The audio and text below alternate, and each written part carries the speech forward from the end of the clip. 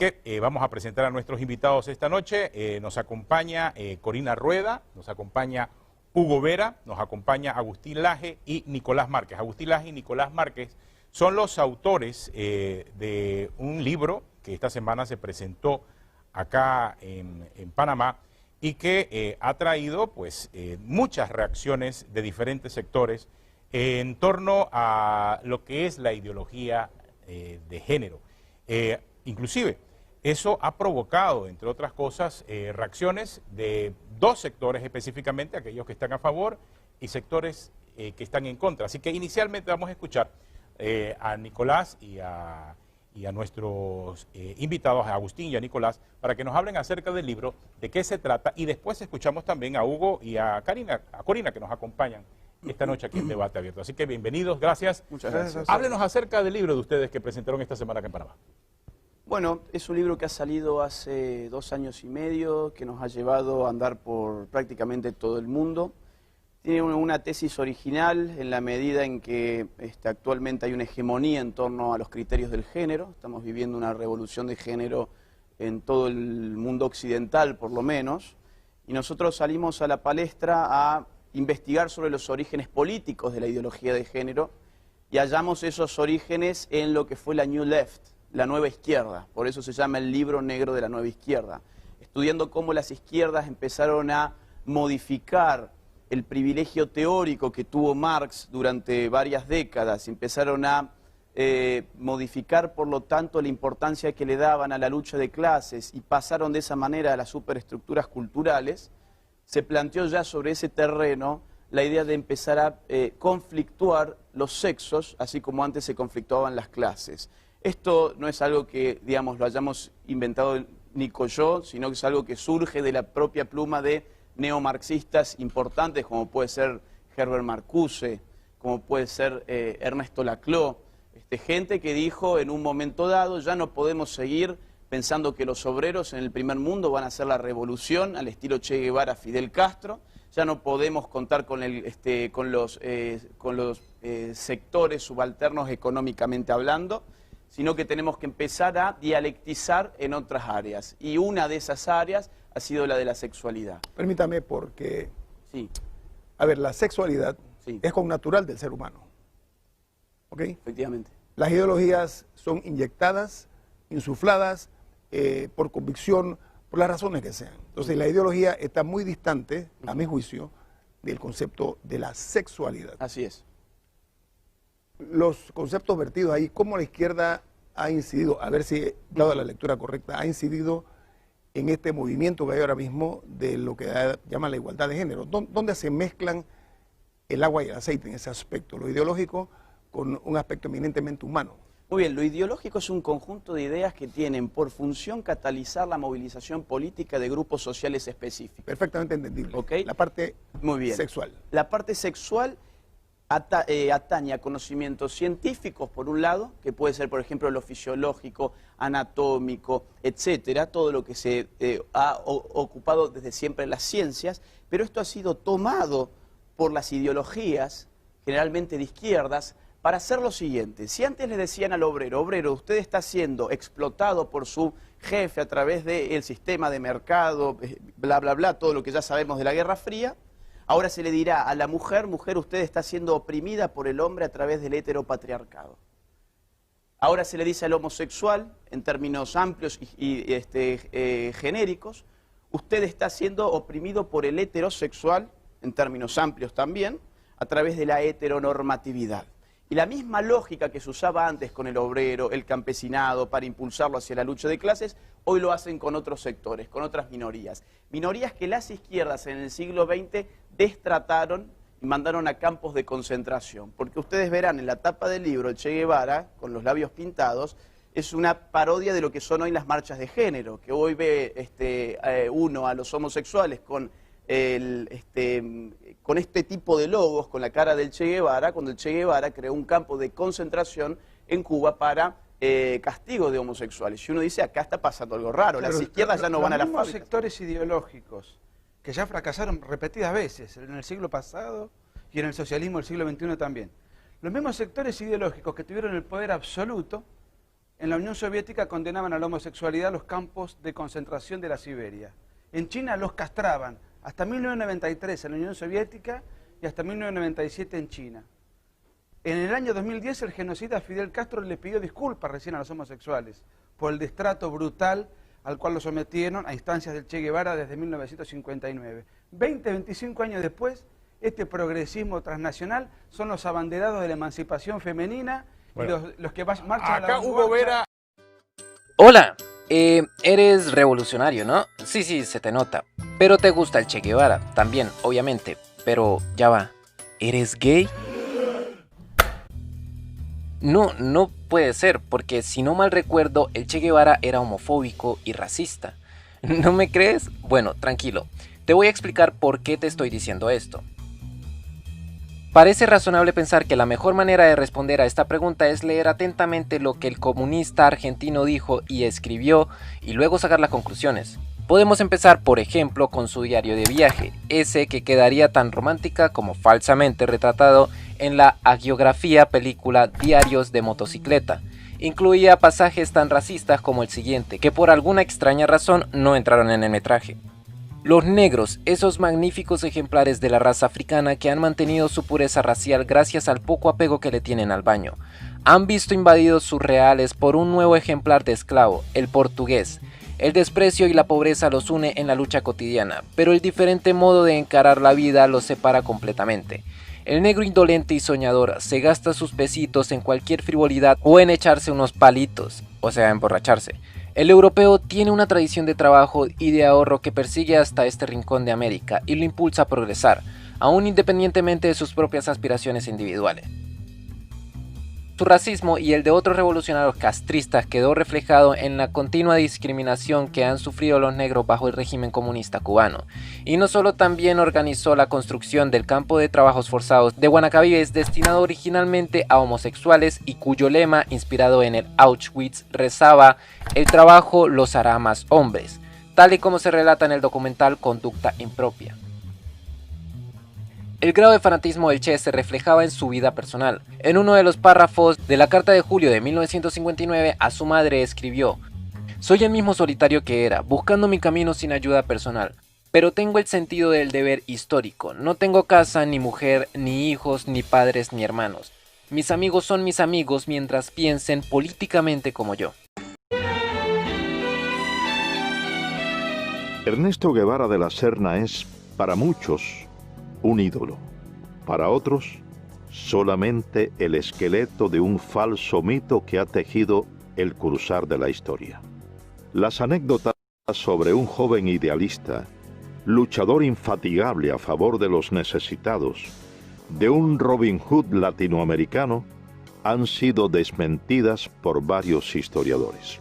Es Ñico, el Flaco López, quien lo recluta y lo presenta al grupo de cubanos exiliados que militaban en el movimiento 26 de julio en Guatemala.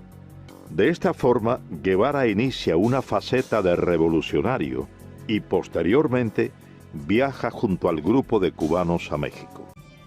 Yo conocí a Guevara a mediados del año 56 en México.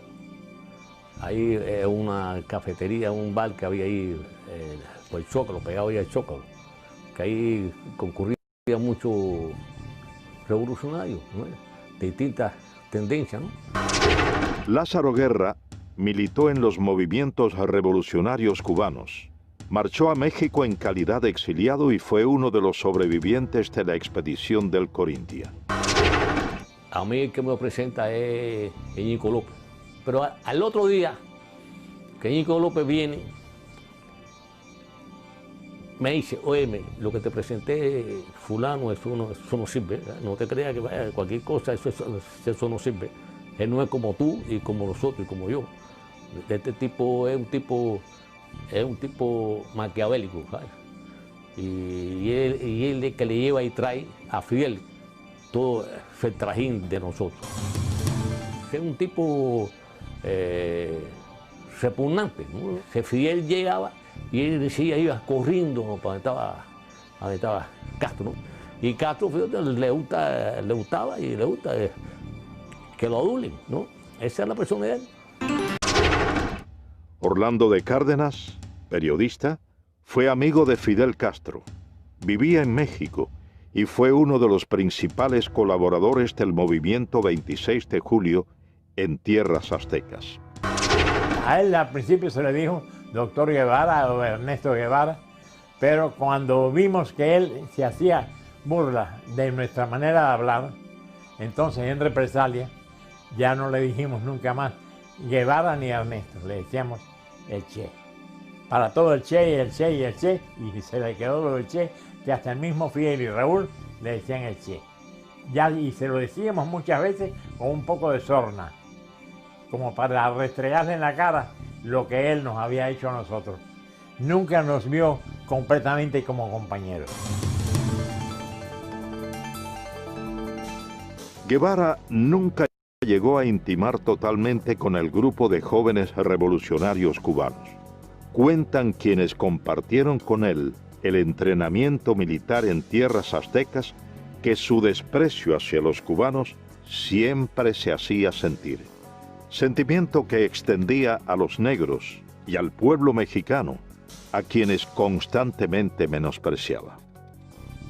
Llegamos a México el 10 de diciembre de 1955 y Fidel me presentó y me dijo, muchachos, este es el coreano, él va a ser nuestro instructor militar. Miguel Sánchez, el coreano, combatió junto a las tropas estadounidenses en la Guerra de Corea. Fue reclutado por Fidel Castro como instructor militar de los cubanos que se entrenaban en México. Allí en la casa de María Antonia González conocí a Ernesto Guevara de la Serna, que después le decían el Che, todavía le decíamos el Chancho, porque él tenía poca afición por bañarse y siempre tenía un olorcito arriba que olía como a riñón hervido. Al principio quiso entrar en indisciplina y yo lo paré tranquilamente y le dije, yo estoy a cargo del entrenamiento militar, tú no eres más que un soldado. Se me puso a echar una sonrisita y yo le dije, 20 planchas, Ernesto Guevara de la Serna, y dio las 20 planchas. Él despreciaba a los negros. Muchísimas veces tenía problemas con Juan Almeida Bosque, que le decía el negrito, y Juan Almeida se insultaba, y entonces yo le dije, mira Juan, tú lo que tienes que decirle cuando te diga el negrito, dile, tú eres el chancho porque tú no te bañas. Y así se lo decía Juan Almeida Bosque. Después despreciaba a los indios. Fíjate cómo dijo, la indiada analfabeta de México. Juan Almeida Bosque, él me dijo a mí que Ernesto Guevara de la Serna, el Che o el Chancho, había colaborado con la policía cuando nos arrestaron al grupo y lo llevaron a la cárcel migratoria de Miguel Schul.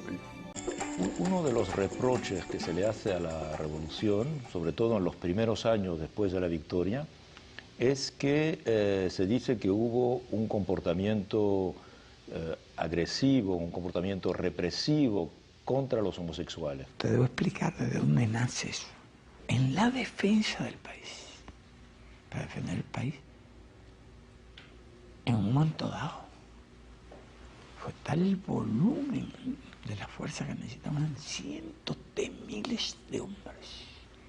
Pero tú que nuestro adversario era nada más y nada menos que Estados Unidos.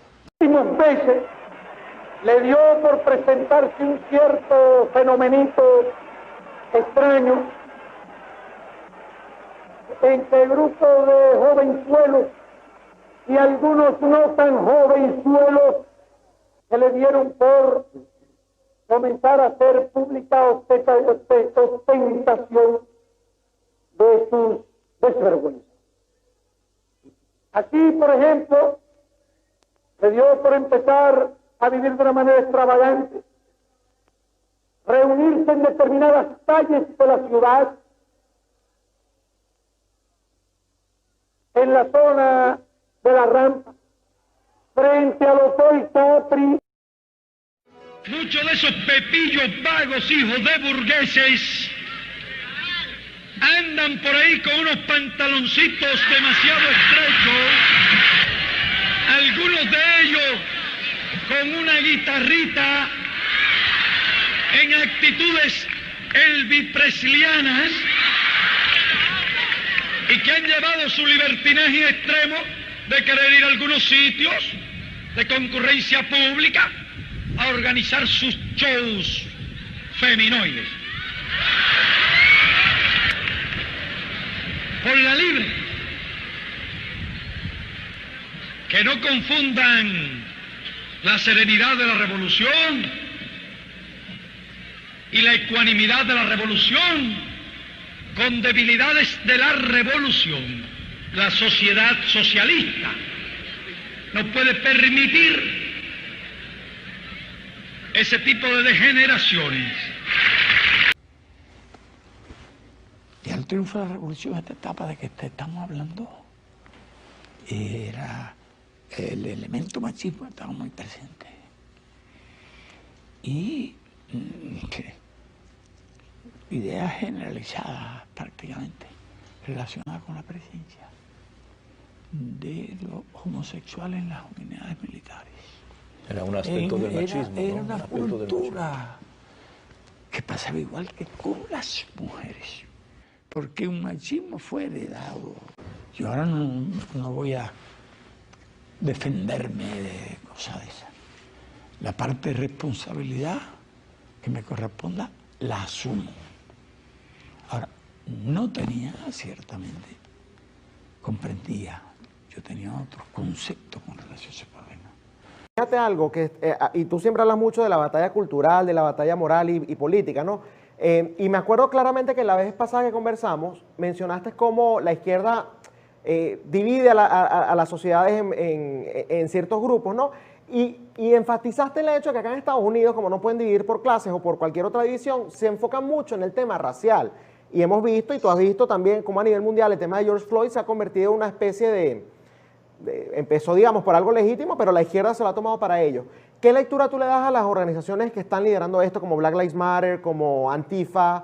¿Qué agenda tienen realmente ellos detrás? Ellos no están luchando en contra del racismo, ¿tienen realmente ellos otro tipo de compromisos? Bueno, yo no entiendo cómo alguien que dice que lucha contra el racismo va y revienta los negocios de gente de color en Estados Unidos, ¿no? O yo no entiendo cómo, por ejemplo, gente que dice que está en contra del abuso de la policía reivindica a Nicolás Maduro, como Black Lives Matter, por ejemplo. Esta gente de Antifa y de Black Lives Matter es gente, digamos, organizada, financiada, reclutada, al servicio de poderes, digamos, que tienden siempre hacia la izquierda.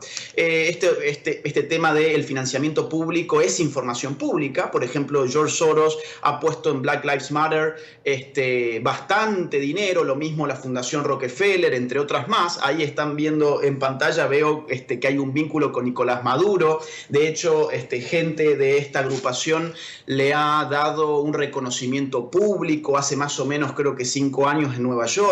En fin, yo creo que esto que estamos viendo ahora no es casualidad que aparezca justo ahora, no es casualidad por lo menos por 2 razones. Número 1, la inminencia de las elecciones en Estados Unidos, donde se va a jugar no el futuro de Estados Unidos, sino el futuro del orden mundial venidero. Hay un orden mundial que se llama el globalismo, ¿no?, que está pujando por nacer, y hay una reacción frente a ese orden, a ese nuevo orden mundial, que lo representa sin lugar a dudas Donald Trump. Entonces, lo que se está jugando en este momento no es simplemente 4 años más de qué va a pasar en los Estados Unidos, sino de qué va a pasar en Occidente como tal.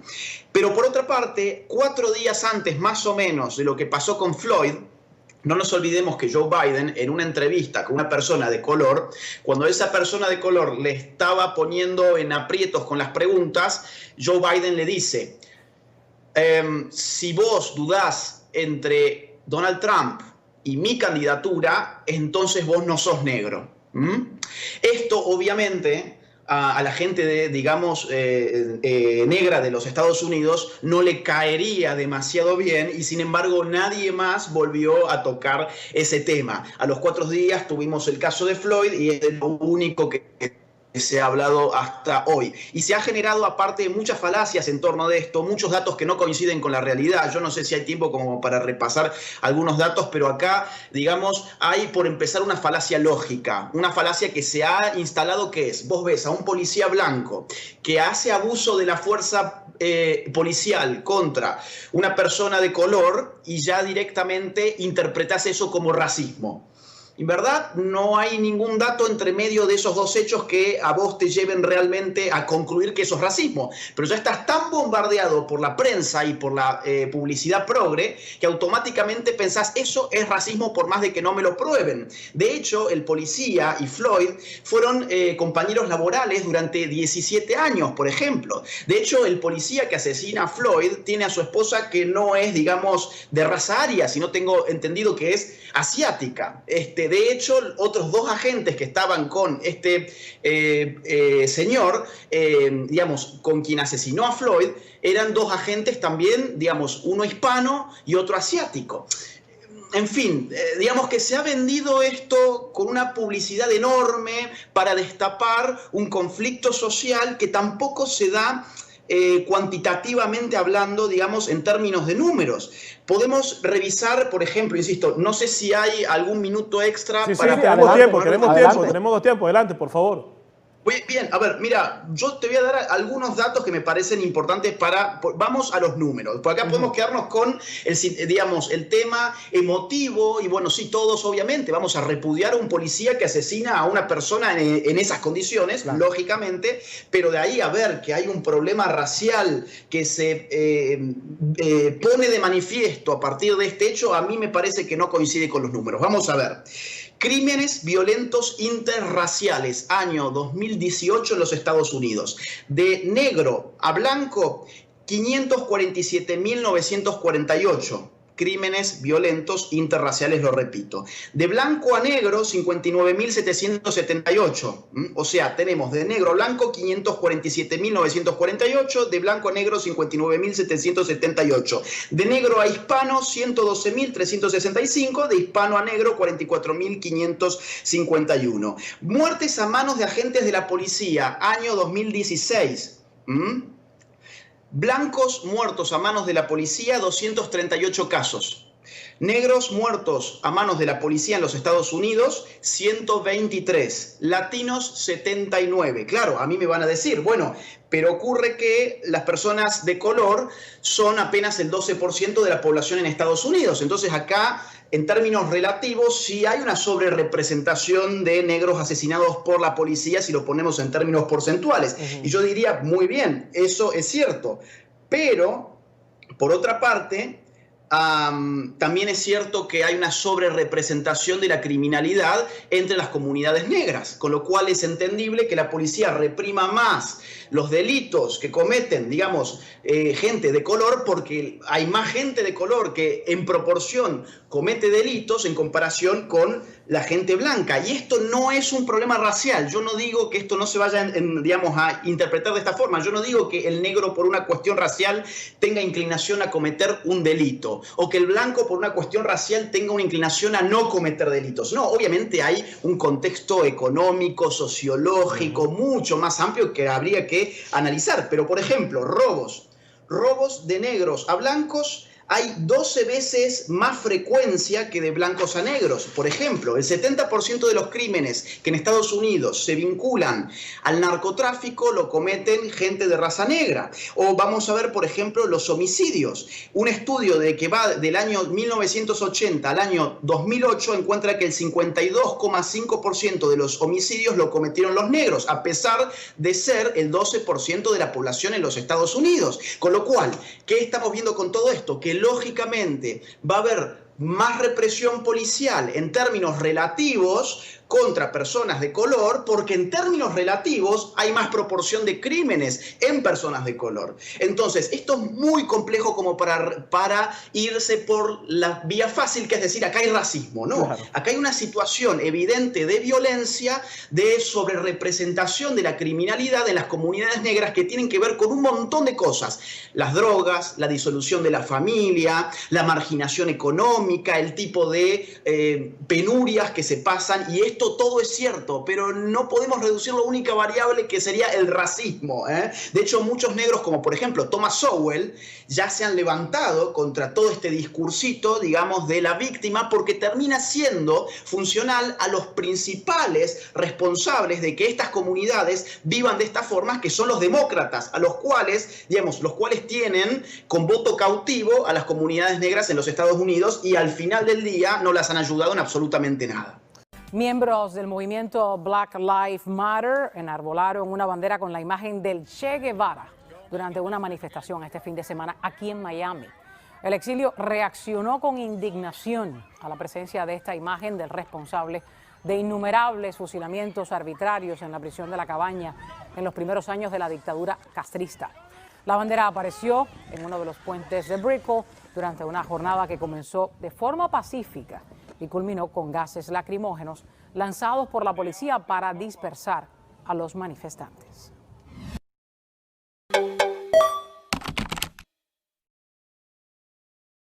On the Black Lives Matter idea, I want to find the people. I want to find the people alongside you who think Black lives don't matter. I'm still looking for those people. Really, I mean, like the implication is, of course, that for a bunch of people out there, for some reason, they're fine with black people getting shot in the street for no reason.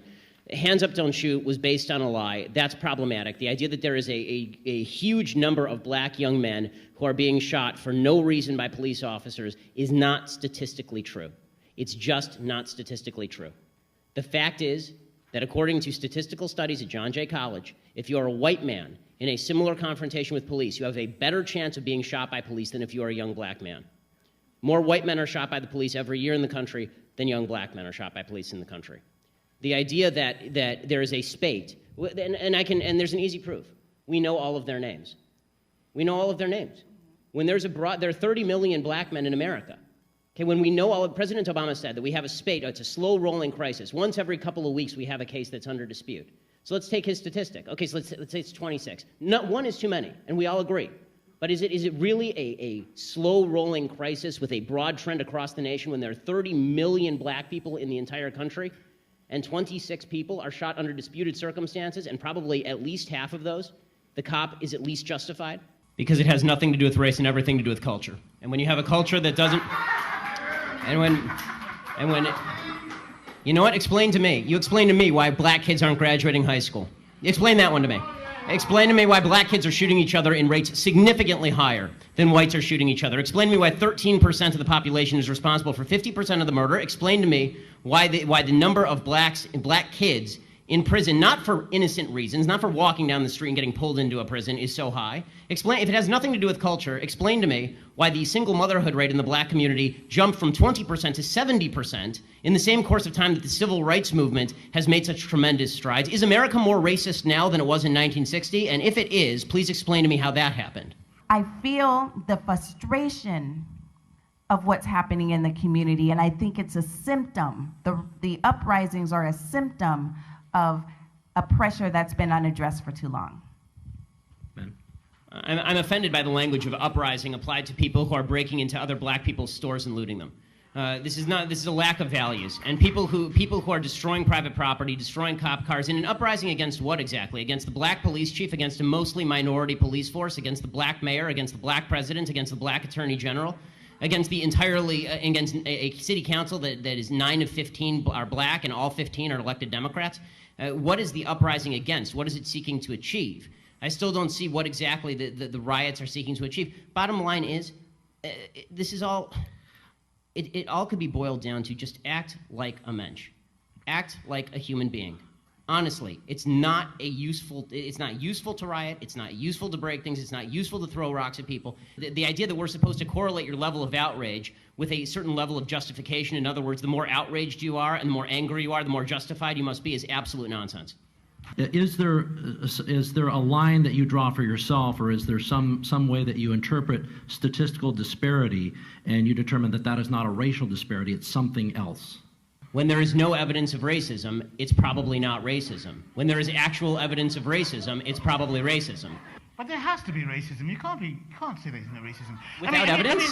No. I'm just saying that I don't know which animal. Maybe maybe we're talking about saying it's dogs racist. or something. I'm talking about human beings, and I'm like, human beings are most likely going to have racial prejudices. I'm just so sorry. Charles, I want to ask you a question. So your default is that when there is no evidence, racism is the deciding factor. That is your default. No, it's not saying that. I'm just saying that you're going to have sexists, you're going to have racists, you're going to have all this stuff. I mean, I'm just saying that... I agree it exists, but the problem that I'm seeing, and this is the problem with the general conversation, is that there's no solution in simply saying there's racism out there.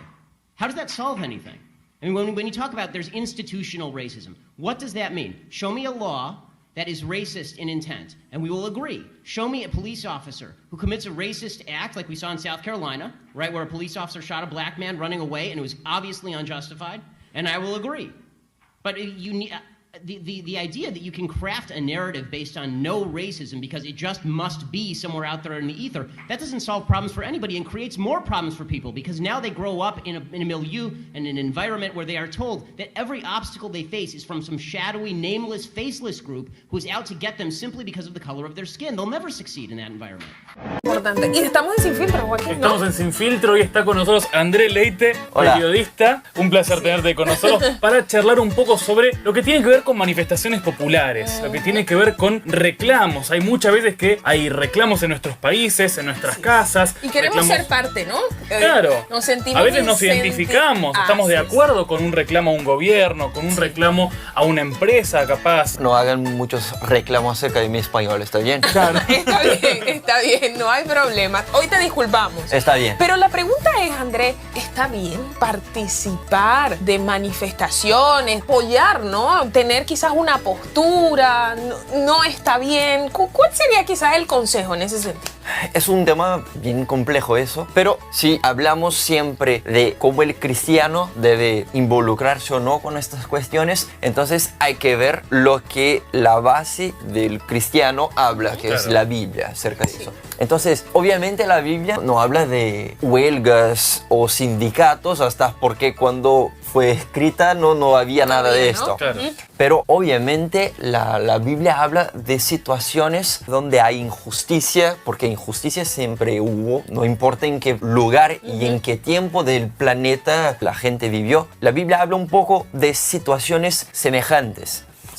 Entonces Jesús y sus discípulos y la gente que vivió con él vivían en un tiempo donde había mucha injusticia y donde seguramente había opresión, había muchos problemas, incluso había mucha gente que intentaba hacer justicia con las propias manos. Claro. Entonces, por ejemplo, entre los judíos había el movimiento de los celotes. Incluso uno de los discípulos de Jesús era un celote antes que se volviera en discípulo de Jesús. Y en este punto me recuerdo de una palabra que Jesús habla en San Mateo 5:9 en las bienaventuranzas. Sí. Y él habla lo siguiente: bienaventurados los pacificadores, porque ellos serán llamados hijos de Dios. Entonces, si la huelga o el movimiento, sea lo que sea, cualquier motivación que sea para que estés involucrada en algún movimiento, si no es pacífico, la Biblia es clara. No participe, no se involucre con eso. ¿Por qué? Porque la Biblia habla, los pacificadores son los hijos de Dios.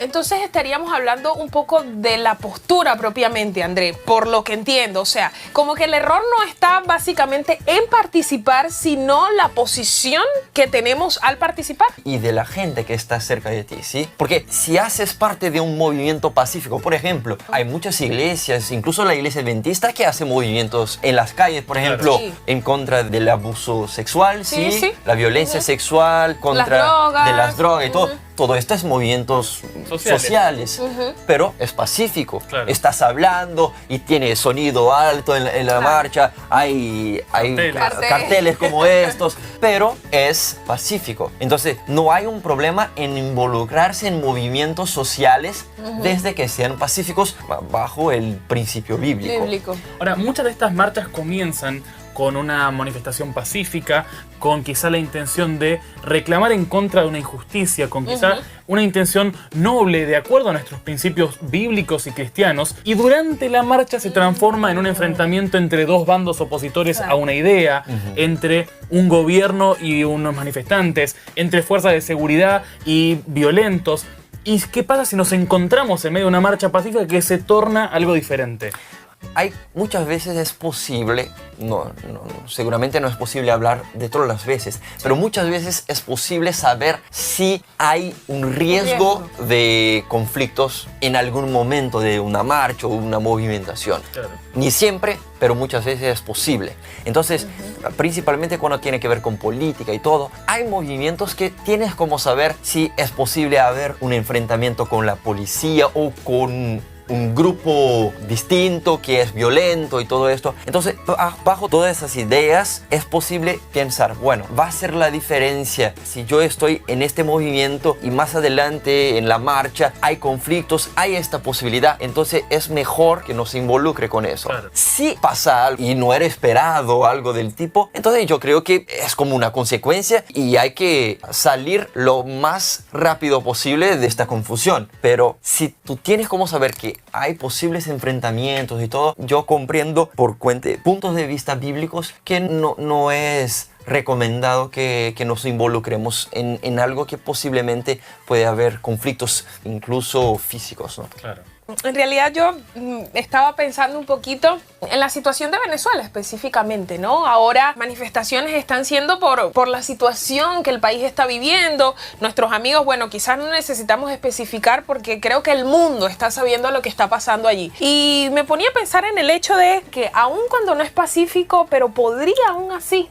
Bien, como yo he dicho, es un tema complejo. Yo comprendo bajo los principios bíblicos que si no hay la posibilidad de hacer parte de un movimiento pacífico, la Biblia no nos orienta a involucrar. Pero yo me gustaría en este punto que has hablado, tomando como ejemplo Venezuela, y seguramente hay otros países que tienen problemas, claro, tal vez no semejantes a Venezuela, pero hay problemas políticos en todos los lugares. Sí. Yo vuelvo a ver lo que Jesús hacía en su tiempo, porque si somos cristianos hay que tomar el ejemplo de Cristo, que a nosotros nos da el nombre de cristianos. La escritora cristiana Elena de White, y ella habló algo en un libro que se llama El deseado de todas las gentes. El gobierno bajo el cual Jesús vivía era corrompido y opresivo. Por todos los lados había abusos clamorosos, extorsión, intolerancia y crueldad insultante. Sin embargo, el Salvador no intentó hacer reformas civiles, no atacó los abusos nacionales, ni condenó a los enemigos nacionales, no intervino en la autoridad ni en la administración de los que estaban en el poder. Él, que era nuestro ejemplo, se mantuvo alejado de los gobiernos terrenales, no porque fuese indiferente a los males de los hombres, sino porque el remedio no consistía en medidas simplemente humanas y externas. Para ser eficiente, la cura debía alcanzar a los hombres individualmente y debía regenerar el corazón. Me parece bien claro todo este punto. Obviamente que debemos nos posicionarnos en relación al sufrimiento de la gente y todo, pero si este movimiento que intenta en algún punto ayudar a la gente no es pacífico y va en contra de las escrituras, la Biblia no recomienda que nos involucremos. Muchísimas gracias, Leite. Nosotros, como cristianos, entonces sabemos que no podemos ser cómplices de las injusticias, pero tenemos una forma clara de actuar que está en la Biblia, que está en el ejemplo que nos dio Jesús, que está en los escritos de Elena de White. Así que con esta información en mente, nosotros por hoy nos tenemos que ir.